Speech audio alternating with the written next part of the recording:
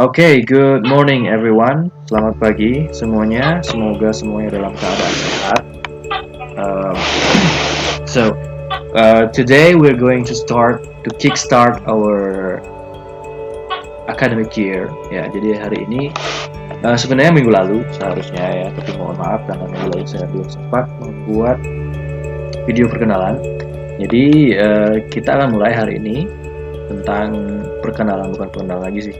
Jadi kontrak mungkin kurang lebih perjanjian kita selama 1 tahun ke depan. Jadi kebetulan saya mengajar bahasa Inggris eksklusif untuk kelas 11 ya, eksklusif sekali kelas 11. Jadi saya tidak mengajar di kelas 10 maupun kelas 12. Jadi memang saya fokus di kelas 11 untuk tahun ajaran ini. Beda sedikit dengan tahun ajaran sebelumnya ya.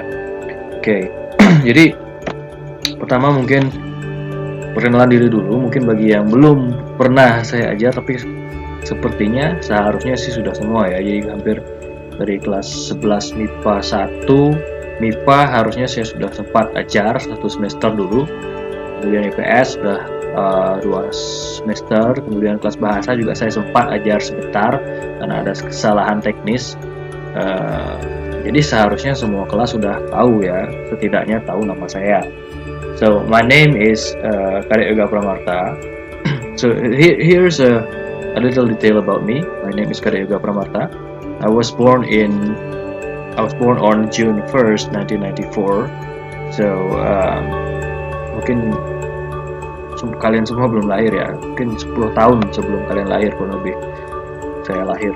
Jadi kita beda 10 tahun. Jadi and I live in Banjarbatanwani, Desa Kukuh, Marga Tabanan, Bali. So if you know Alas Kedaton, kalau kalian ada yang tahu pernah ke Alas Kedaton, itu rumah saya itu dekat sana. Jadi sebelum Alas Kedaton ke utara itu ada patung monyet. Karena rumah saya itu ke utara lagi dikit. Di sana kalau ada yang mau main nanti bisa singgah-singgah nanti ke rumah saya. And then my educational background, I graduated college in 2016 di Undiksa ya. Jadi saya tamatan Undiksa tahun 2016, jurusan English Education, pendidikan bahasa Inggris. Sebelum itu saya SMA di SMA Negeri 1 Tabanan, tamatan tahun 2012. Kemudian professional experiences. Jadi saya memulai karir saya sebagai guru sebenarnya itu tahun 2019. Jadi saya diangkat di SMA Negeri 1 Abian Semal tahun 2019 dan sampai sekarang masih ditugaskan di SMA Negeri 1 Abian Semal sebagai guru bahasa Inggris. Sebelum itu, before that I was an education consultant. Jadi education consultant di kantornya itu namanya Narasi International Education Consultant selama 2 tahun. 2017 sampai 2019 itu saya di NIC namanya. Jadi itu adalah konsultan pendidikan untuk kuliah ke luar negeri yang akan sedikit saya jelaskan juga hari ini karena ini akan sangat berhubungan sekali dengan bahasa Inggris ya, how important bahasa English is in the future ya. Social media presences, kalau kalian mau kepoin saya di sosial media silahkan cari nama saya. Saya tidak pernah setidaknya sekarang saya tidak pernah memakai alias ya. Mungkin dulu waktu masih sekolah saya pakai alias, tapi sekarang nama saya sudah menjadi gentleman. Jadi saya tidak mau menyembunyikan diri saya. Jadi saya fair-fairan aja nama saya. Cari aja nama saya Yoga Pramarta di semua sosial media. Tapi nggak semua ya saya ada, tapi silahkan bisa dicari. Kalau ada yang mau nyari, kalau nggak juga tidak apa-apa. Oke. Nah kemudian kenapa sih kalian perlu bahasa Inggris? Kenapa sih kalian perlu belajar bahasa Inggris gitu? Jadi saya tahu kok kalian perlu motivasi, kalian perlu tujuan itu. Kalau kalian nggak punya tujuan untuk belajar sesuatu itu kalian nggak akan mau belajar. Saya yakin itu, dan saya pun seperti itu. Gitu. Ini saya bilang adalah tentang menggapai tujuan atau menjadikan ataupun memberikan kehidupan yang lebih baik untuk keluarga kalian gitu. Nah di sini saya sedikit ada fact sheet. Jadi suatu fakta ini sebenarnya udah agak kadaluarsa ya, udah sekitar setahun 2 tahun yang lalu saya buat ini. Jadi saya ada perbandingan populasi kepadatan penduduk antara kota Perth di Australia dengan Denpasar.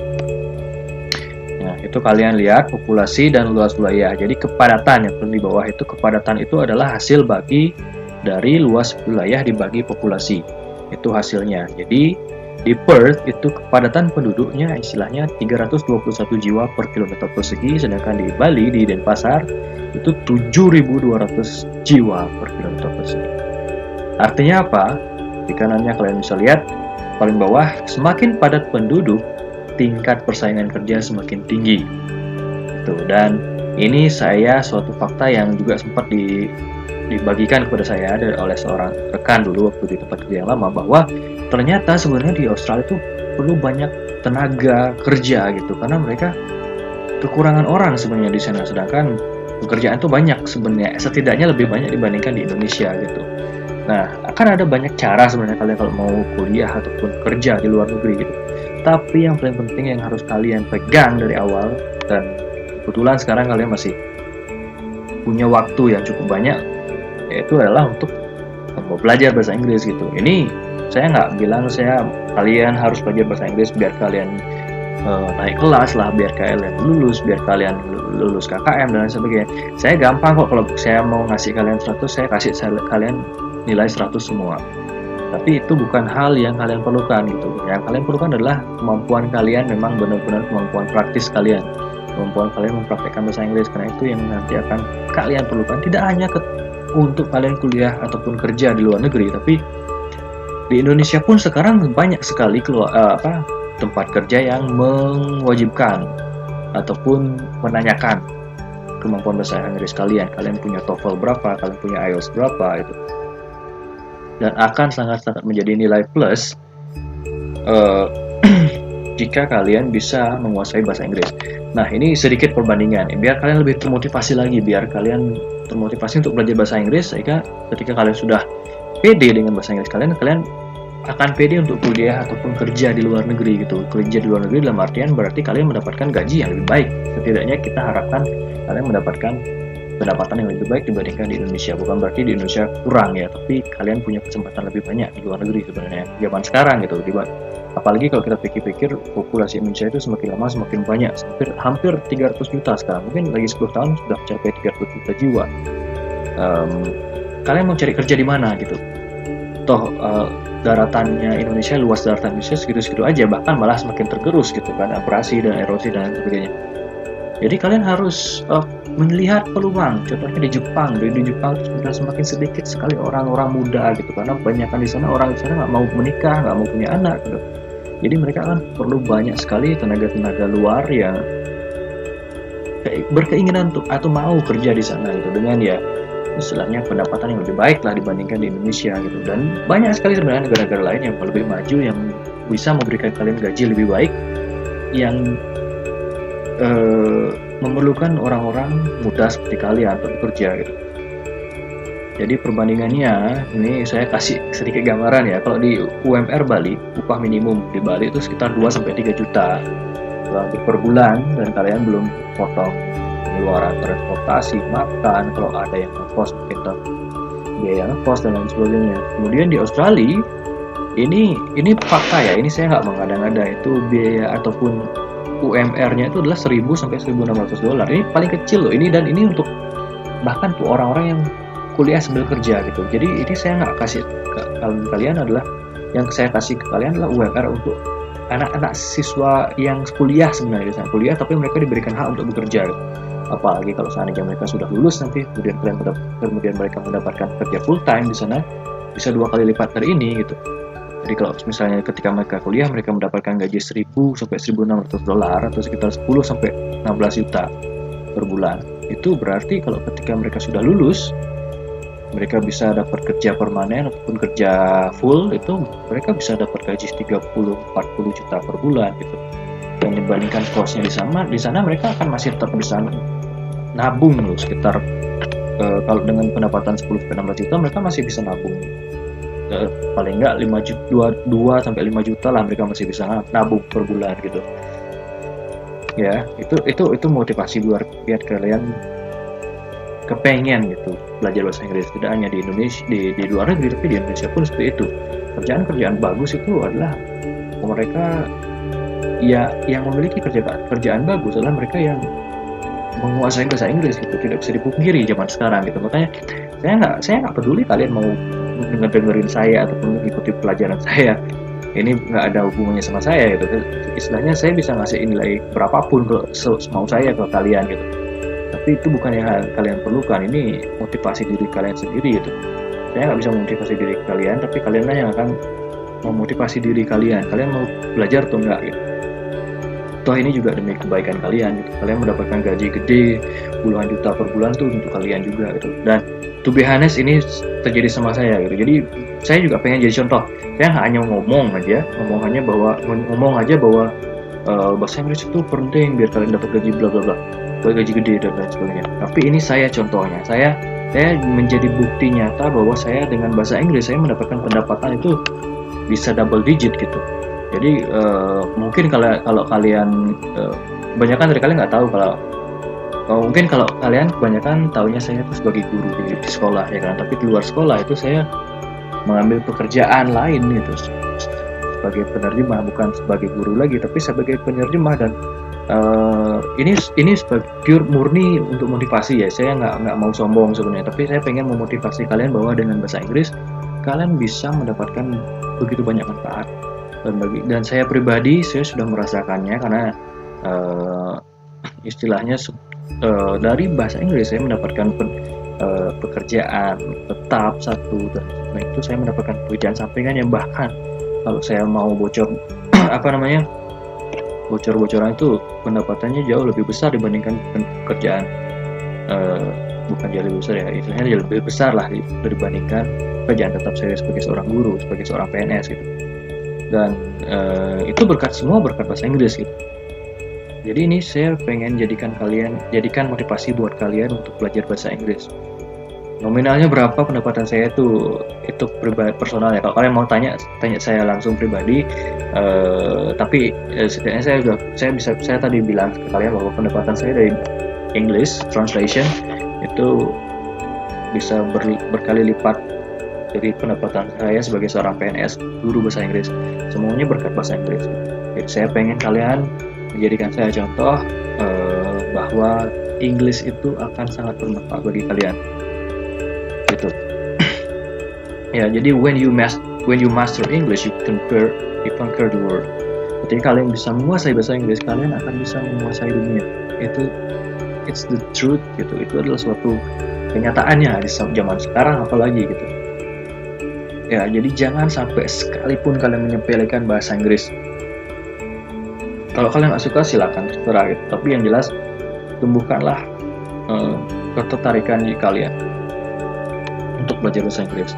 Bisa dengan menonton film berbahasa Inggris, mendengarkan lagu berbahasa Inggris, menonton video di YouTube yang berbahasa Inggris, apapun itu. Di Instagram biasanya ada postingan-postingan berbahasa Inggris, itu kalian follow semua. Itu nggak akan membuat kalian rugi, justru akan membuat kalian beruntung sekali ya. Dan khusus sekarang baru saya masuk ke topik untuk pelajaran ya. Jadi ini yang saya sampaikan juga tahun lalu, mungkin kalau ada yang ngedengerin, mungkin waktu kalian masih kelas 10 saya bilang, saya nggak perlu kalian pintar, I don't need you to be smart, but I need you to just be willing to learn. Jadi saya hanya perlu kalian mau mengikuti gitu. Kalian mau mengikuti, terlepas nanti kalian nilai kalian 10, 20 berapa itu saya nggak peduli. Selama kalian mau mengikuti, kalian ada jejak bahwa kalian mengikuti dari dalam hal nilai, hadiran dan lain sebagainya, itu yang saya akan lihat nanti gitu. Jadi itu akan saya istilahnya, meskipun kalian dapat nilai 20, 30, tapi kalau kalian terus mengikuti hadiran kalian juga bagus itu, saya nggak akan segan-segan ngasih kalian nilai di atas KKM gitu. Tapi kalau kalian nggak pernah mengikuti atau mungkin mengikuti cuma sekali dapat nilai ulangan, sekali dapat 100 gitu, ya saya nggak akan ngasih kalian 100 gitu. Ya, saya akan kasih kalian KKM meskipun kalian dapat sekali ikut ulangan, sekali dapat 100 gitu, saya akan kasih 100. Karena yang sisanya kalian nggak ikuti ya saya mohon maaf, saya cuma kasih nilai KKM gitu. Tapi bagi yang memang pintar dan rajin mengikuti, otomatis nanti nilainya pasti akan di atas yang lain. Cuma saya tidak akan berani juga terlalu tinggi memberikan nilai karena nanti kalian masih ada satu tingkat lagi. Jadi kita dari Dewan Guru juga berharap kita pengen membantu kalian juga, dalam artian kita pengen membuat nilai kalian itu naiknya itu bertingkat gitu. Jadi jangan sampai nanti kalian di kelas 11 dapat nilai 90, 95, nanti di kelas 12 malah kalian dapat nilai 80 kan.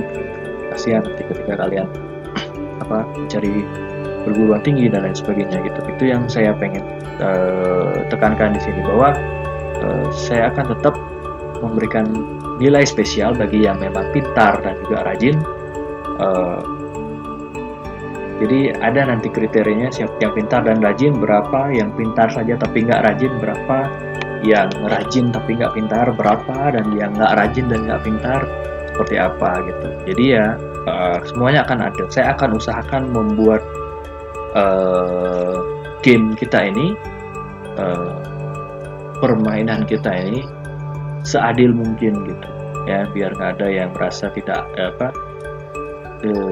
mungkin ada yang merasa istilahnya di anak tirikan ataupun di anak istilahnya dan lain sebagainya gitu ya. Jadi bukan seperti itu, ikuti saja. Jadi saya nggak peduli kalian, saya nggak perlu kalian pandai. Kalau pandai bagus, itu bonus. Saya apresiasi sekali untuk orang-orang yang memang memiliki kemampuan lebih itu. Tapi yang saya pengen paling penting adalah kemauan dan keikutsertaan kalian di setiap kegiatan kita selama 1 tahun ke depan gitu. Ya, nah ini adalah kurang lebih sekilas ataupun ikhtisar dari materi-materi yang akan kita pelajari di semester 1 maupun semester 2. Yang di kiri itu adalah materi-materi di semester 1. Jadi ada asking and offering suggestion, asking and giving opinion, kemudian formal invitation, analytical exposition text, kemudian dan terakhir adalah passive voice. Sedangkan di semester 2 itu kalian akan mempelajari personal letter, cause and effect, explanation text, dan terakhir song and poem ya. Jadi kurang lebih ini ya akan kita pelajari nanti 1 tahun. Kalian bisa sumber belajarnya yang kalian bisa pakai itu banyak sekali sebenarnya kan sekarang. Jadi sebenarnya nanti saya akan mencoba memfokuskan sumber belajar kita nanti di LMS, di Semanap Belajar ya. Tapi tunggu dulu sampai kita bisa pakai, itu kurang lebih perkiraannya mungkin di bulan Agustus, karena sekarang masih dipersiapkan, masih diupdate dan dimutakhirkan, jadi belum bisa dipakai, dan mudah-mudahan Agustus kita bisa pakai itu, karena saya pikir itu sangat-sangat efektif sekali kalau kita pakai Semanap Belajar gitu. Nah, jadi itu yang akan menjadi sumber utama kita nanti dalam pembelajaran. Tapi kalian juga bisa mencari sumber-sumber lain di Google, learning resources, kemudian YouTube videos. Jadi kalian mau belajar kalian mau belajar bahasa Inggris, kalian pergi ke YouTube, cari video-video yang berbahasa Inggris. Apapun misalnya kalian tertarik ataupun punya hobi dalam hal misalnya ya, video game maybe. Banyak ada anak-anak yang cowok, mungkin pria, anak laki-laki itu suka main video game, jadi cari yang kayak tutorial main video game dalam bahasa Inggris. Jangan cari yang orang-orang Indonesia gitu, karena nanti beda banget nanti pengaruhnya sama kemampuan kalian berbahasa Inggris nanti. Cari yang memang berbahasa Inggris. Dan yang lain misalnya cewek-ceweknya suka apa misalnya skincare dan lain sebagainya gitu kan, cari review skincare yang berbahasa Inggris gitu. Pokoknya segala hal yang kalian sukai itu cari dalam video yang berkonten berbahasa Inggris gitu. Kemudian di Google juga banyak sekali materi-materi yang bisa kalian cari. Nah, kemudian Semanap Belajar seperti yang saya bilang tadi. Nah, selanjutnya adalah LKS. Nah, untuk LKS ini saya tidak wajibkan, tapi akan saya sumber materi ataupun sumber ulangan, ujian, tes, soal dan lain sebagainya itu akan saya cari di LKS. Sebagian besar, mungkin nggak 100%, tapi sebagian besar akan saya cari di LKS. Jadi kalau kalian istilahnya ini kan ada hubungannya dengan biaya dan sebagainya. Kalau misalnya kalian merasa orang tua siap untuk biaya kalian dalam hal LKS ataupun buku-buku yang lain, buku-buku penunjang yang lain, buku-buku pegangan yang lain, silahkan kalian bisa beli, tapi saya tidak wajibkan ya, karena semua nanti materinya kalian bisa cari online sebenarnya. Tapi yang tadi saya bilang, segala materi, sebagian besar materi dan soal ujian, soal ulangan itu akan saya ambil dari LKS untuk memudahkan saya gitu. Jadi silahkan dikondisikan, kalau kalian mau beli LKS silahkan. Mungkin sudah tahu semua, kalian bisa cari LKS di Pak Julius, di istrinya Pak Julius, sorry. Silakan nanti langsung saja ke sana. Untuk ini khusus untuk kelas bahasa Inggris wajib ya. Untuk kelas IPS dan kelas bahasa yang bahasa dan sastra Inggrisnya bukan saya yang ngajar, silakan nanti kondisikan dengan guru bersangkutan, mungkin Pak Murah Kuniarsa ataupun Bu Dewi Fajar yang ngajar untuk sastra. Bu Dewi Fajar yang ngajar sastra bahasa dan sastra Indonesia Inggris itu ya. Jadi itu textbook, buku-buku lain. Kalau kalian punya pegangan lain silakan boleh. Yang penting terkait dengan materi-materi yang sudah saya paparkan tadi, sudah saya jelaskan tadi. Itu saja. Terima kasih. Jika ada pertanyaan atau apapun, kalian bisa kontak saya. Itu sudah ada saya kasih kontak WA ataupun email. Bisa kontak saya di email ataupun WA ya. Kemudian tetap belajar dan kembangkan diri jadi pribadi yang lebih baik dari hari kemarin. Meskipun kalian terbatas sekarang pergerakannya, ya tetap jangan sia-siakan waktu kalian di rumah. Manfaatkan waktu kalian di rumah untuk mengembangkan diri menjadi lebih baik, setidaknya untuk diri kalian dan juga keluarga di sekitar. Ya, that's all. For today, maybe that's all. Jadi untuk minggu depan akan saya update lagi materinya, mungkin di Google Classroom kalau misalnya semangat belajarnya belum siap. Tapi kalau semangat belajarnya sudah siap, kita akan langsung pakai semangat belajarnya ya. Okay, thank you very much and I hope I can see you soon.